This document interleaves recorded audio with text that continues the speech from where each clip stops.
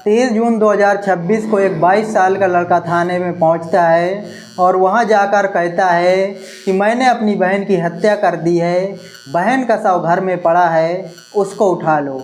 जब पुलिस वाले वहां पर ये चीज़ें सुनते हैं तो वहां पर एकदम से दंग रह जाते हैं। उनके पैरों तले से ज़मीन खिसक जाती है कि कोई भी हत्यारोपी हत्या करने के बाद पुलिस थाने में आकर ये चीज़ें कहता है।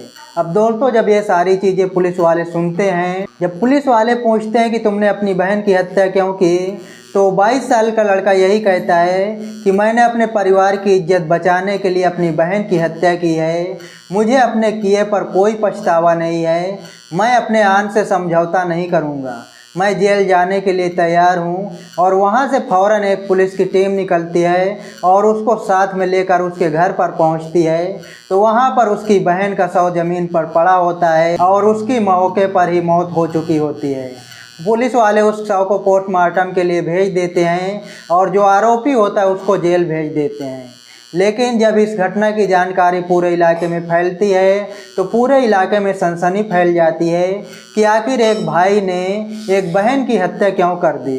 इस घटना को विस्तार से जानेंगे, लेकिन वीडियो में बने रहिए लास्ट तक। वीडियो पसंद आए तो वीडियो को लाइक कर दीजिए। चैनल पर नए हैं तो चैनल को सब्सक्राइब कर दीजिए। आज की हमारी जो घटना है वो उत्तर प्रदेश के मेरठ ज़िले की है। मेरठ ज़िले में एक गांव लगता है जिसका नाम रसूल नगर होता है। वहां पर रहने वाले सलामुद्दीन पेशे से एक कारपेंटर होते हैं और उनका एक बेटा होता है जिसका नाम दिलशाद होता है। एक उनकी लड़की होती है जिसका नाम इल्मा होता है। सलामुद्दीन 2021 में अपनी बेटी इल्मा का निकाह श्यामनगर में रहने वाले गुलफाम से कर देते हैं। अब शादी के वक्त जो इल्मा होती है उसकी उम्र लगभग 15 साल के आसपास होती है। सोचिए, 15 साल में इल्मा का निकाह जो है गुलफाम के साथ कर दिया जाता है। इसके दो रीज़न हो सकते हैं, या तो गुलफाम बहुत पैसे वाला था या तो इल्मा की जो है आदत नहीं सही थी। कहीं ना कहीं परिवार वाले अपनी इज्जत बचाने के लिए 15 साल की इल्मा का निकाह गुलफाम के साथ तो कर देते हैं, लेकिन शादी के कुछ दिन बाद तक मामला ठीक ठाक चलता है। दोनों के रिश्ते सामान्य होते हैं।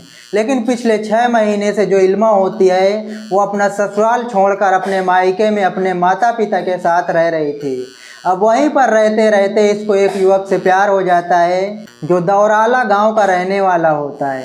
अब करीब 6 महीने से इल्मा अपने घर पर रह रही थी, अपने मायके में रह रही थी। अब जब भी उसका मन करता था वो दौराला निवासी युवक के साथ निकल जाती थी और 2-4 दिन बाद वापस फिर आ जाती थी। अब इन सब चीज़ों से जो घर वाले होते हैं, जो मायके वाले होते हैं, परेशान हो जाते हैं। खासकर जो बड़ा भाई होता है जिसका नाम दिलशाद होता है, और वो लगातार अपनी बहन को समझाने की कोशिश करता है, मनाने की कोशिश करता है, लेकिन जो इल्मा होती है वो नहीं मानती है और वो लगातार अपने प्रेमी से फ़ोन पर बात करती रहती है। जब भी उसका भाई कहता था कि तुम अपने ससुराल चली जाओ, लेकिन इल्मा ससुराल जाने को तैयार नहीं होती है। जो इल्मा होती है 30 जून की घटना से 2 दिन पहले भी जो इल्मा होती है वो अपने प्रेमी के साथ बिना बताए घर से निकल जाती है। लेकिन करीब 2 दिन के बाद जब वापस घर लौटती है, जो दिलशाद होता है वो अपनी बहन से इसका कारण पूछता है और दोनों में झगड़ा विवाद हो जाता है। वो लगातार अपने परिवार के साथ अपनी बहन को समझाने की कोशिश करता है और कहता है कि देखो ये चीज़ें ठीक नहीं हैं, इससे हमारी बदनामी हो रही है, हमारे परिवार की बदनामी हो रही है। लेकिन जो इल्मा होती है वो कुछ भी सुनने को तैयार नहीं होती है और वो लगातार अपने प्रेमी के साथ जाने की जिद करती है और वो अपने भाई से यही कहती है कि जो मेरी मर्जी आएगी मैं वो करूँगी। अब इस चीज़ से नाराज़ होकर जो दिलशाद होता है वो घर पर ही लड़ाई झगड़े के दौरान अपनी बहन का जो है दुपट्टे से गला दबाकर उसकी हत्या कर देता है। अपनी बहन इल्मा की हत्या करने के बाद जो दिलशाद होता है वह करीब 4 बजे के आसपास लोहिया नगर थाने पहुंचता है और वहां पर मौजूद पुलिस वालों को बताता है कि मैंने अपनी बहन की हत्या कर दी है, शव घर के अंदर पड़ा है, उसको उठा लो। जब पुलिस वाले यह चीज़ें सुनते हैं तो पुलिस वालों के पैरों तले से ज़मीन खिसक जाती है। पुलिस वाले एकदम से सन्न रह जाते हैं। जब पुलिस वाले उसको साथ लेकर उसके घर पर पहुंचते हैं तो देखते हैं कि उसकी बहन का शव ज़मीन पर पड़ा है और पुलिस वाले उस शव को कब्जे में लेकर पोस्टमार्टम के लिए भेज देते हैं। फोरेंसिक की टीम को बुलाकर वहां पर साक्ष्य जुटाए जाते हैं और दिलशाद को गिरफ्तार करने के बाद जेल भेज दिया जाता है। जब पुलिस वाले दिलशाद से अपनी बहन की हत्या की वजह पूछते हैं तो दिलशाद पुलिस वालों को यही बताता है कि करीब 2 वर्ष पहले इल्मा को वो और उसके परिवार वालों ने लिसाड़ी गेट थाना क्षेत्र के समर गार्डन निवासी के साथ आपत्तिजनक स्थिति में पकड़ा था।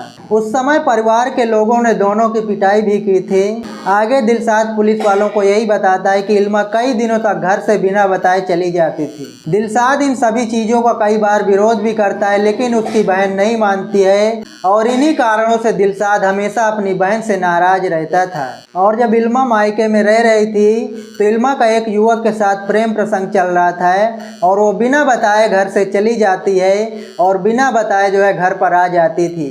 अब इस चीज़ से नाराज भाई के साथ बहन का झगड़ा हमेशा चलता रहता था, जिस वजह से भाई को जो है अपने परिवार की इज्जत मिट्टी में मिलती हुई दिखाई देती है। इन सब चीज़ों से नाराज दिलशाद जो होता है अपनी बहन की हत्या कर देता है। हत्या करने के बाद वो पुलिस थाने पहुंचता है। दिलशाद पुलिस वालों को ये भी बताता है कि घटना से 2 दिन पहले भी इल्मा बिना बताए अपने प्रेमी के साथ घर से चली गई थी और जब 2 दिन बाद घर लौटी तो मैंने उससे कारण पूछा और हम दोनों में विवाद हुआ और वहीं पर मैंने अपनी बहन की जो है दुपट्टे से गला दबाकर हत्या कर दी।